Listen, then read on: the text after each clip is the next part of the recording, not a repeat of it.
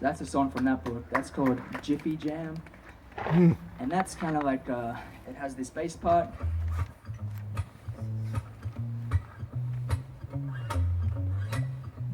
I'm kind of doing the backbeat, just letting my hand hit the strings.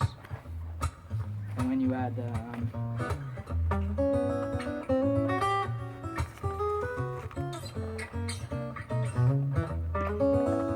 it kind of like, it kind of makes sense when you like read it, for me at least, because you can see that it's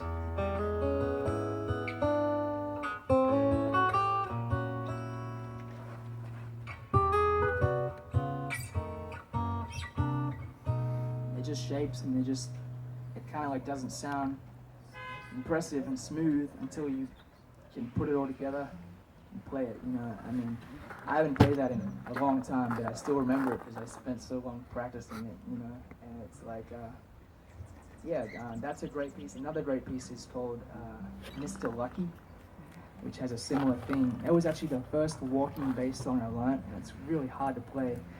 And I was at there was a guy who lived in a town kind of near where I grew up, and he learned all the heavy necking arrangements and could play them, and actually showed this one to me in person. He said he sat me down, like took 2 hours, but I eventually could play all the parts, and after I practiced them I could put them all together. But it's like a song that goes like this.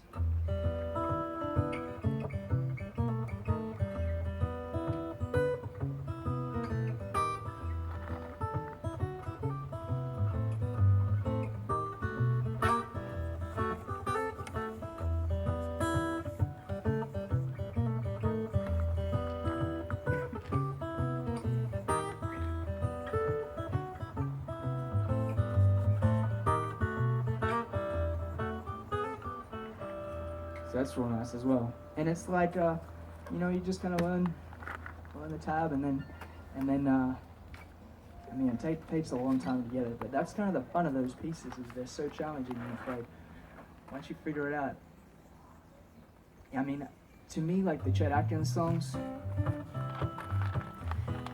or those kind of songs, they give you one kind of part of it, but the Jerry Reed songs give you a different kind of syncopation feel, and it's a different, it gives you a different set of skills, you know, and that's the way it feels to me. So I think it's important to just pick some songs that you like, that are, you know, maybe just outside your level of playing, you know, like if you can just play a little bit of fingerstyle, pick like a song like See You in My Dreams.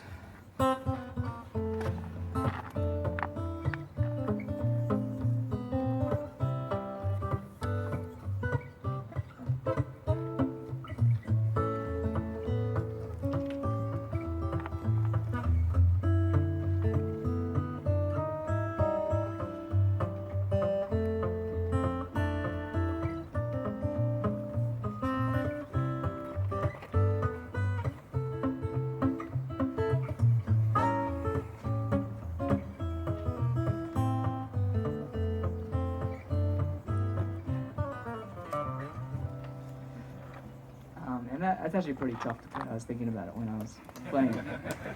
But there are simpler pieces, and I'm sure at this camp you'll meet other people who are playing songs that you were like, hey, I could probably do that, you know, if I practiced it. And yeah, I mean, I would suggest walking away from the camp with like 10 pieces that, you know, like you wanna learn how to play, and kind of just taking them one at a time, or two at a time, or three at a time, or whatever, however you want to approach it. Yes. So when you like, for instance, on the tablature stuff that Scoop would have, because I've learned some tablatures before by other artists and things like that.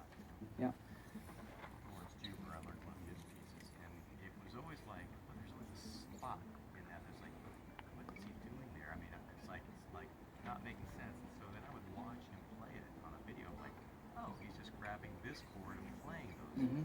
And it was like, so sometimes tabs can even trip you up and actually see what they're doing. Is that true to your experience? Or? Yeah, like I could not learn a piece by tab if I couldn't at least hear it.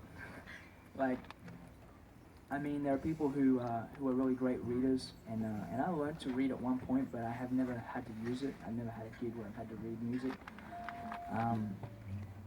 So for me, it was always critical to hear the piece, and if you can see it, if you can watch a video, like on YouTube, there's pretty much every song you can imagine, and if you can watch it, it makes it easier again, because you can kind of see, you know, the voicings and the fingerings maybe that the tab doesn't have, or it's difficult to figure out from the tab.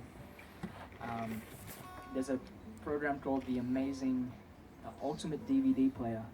It's by the same company that does the Amazing Slow Downer, and it allows you to slow down like videos.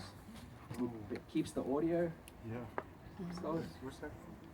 The Ultimate Ultimate DVD Player. Ultimate DVD Player. What is it? That's for like iTunes, YouTube? You can, yeah, you can put YouTubes into it. It doesn't work. I think on YouTube you can actually slow. Yeah, you can slow do stuff that. down on In YouTube. Chrome, you can cut it down to 0.5, but at 0.25 you lose the audio. Mm. Oh, really? Okay, got it. But with this program, I use it for DVDs. So I put in a DVD of like Tony Rice, and I still can't play. He's got such a great fluid technique. I really have trouble figuring out.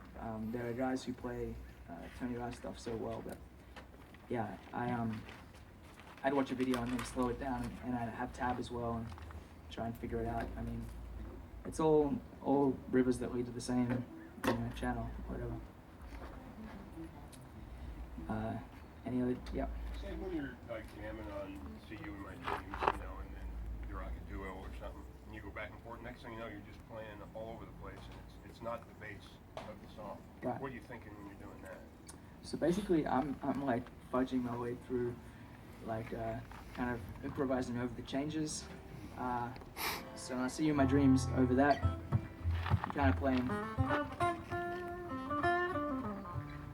over kind of that like the F major thing, and then it goes to minor.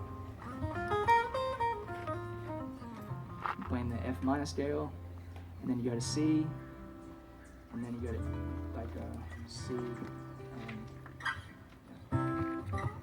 C to G to C. So basically you play over C the whole time for that. So you're kind of going through the different scales over those chords. And I mean, the really great players like Pat and Jim and Tommy, they'll make it sound just so smooth and so fluid that like you don't realize the scales are changing, you know? For me, like I never really learned jazz properly. I actually learned a lot just now doing a session with Pat, because he has a really great way of explaining it. There's this Scottish guy that was a friend of my mom's father, and he came from the kind of Django school, and he'd show me. He said, Joe, if you're playing in D, just kind of do this.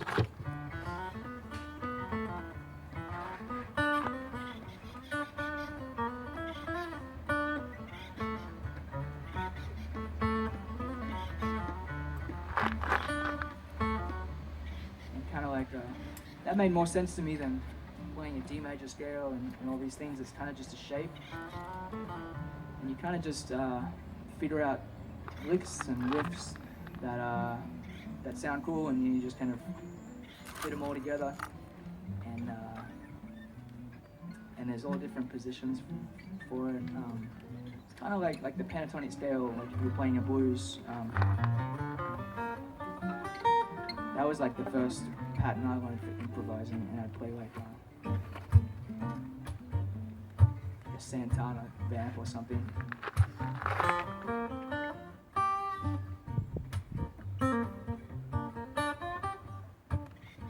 You know, you kind of like use that scale, and that to me, you're playing like a gypsy or like a country kind of thing. That's kind of like the equivalent of that to me. So kind of just playing those kind of licks in the different chord positions and trying not to mess it up. You know?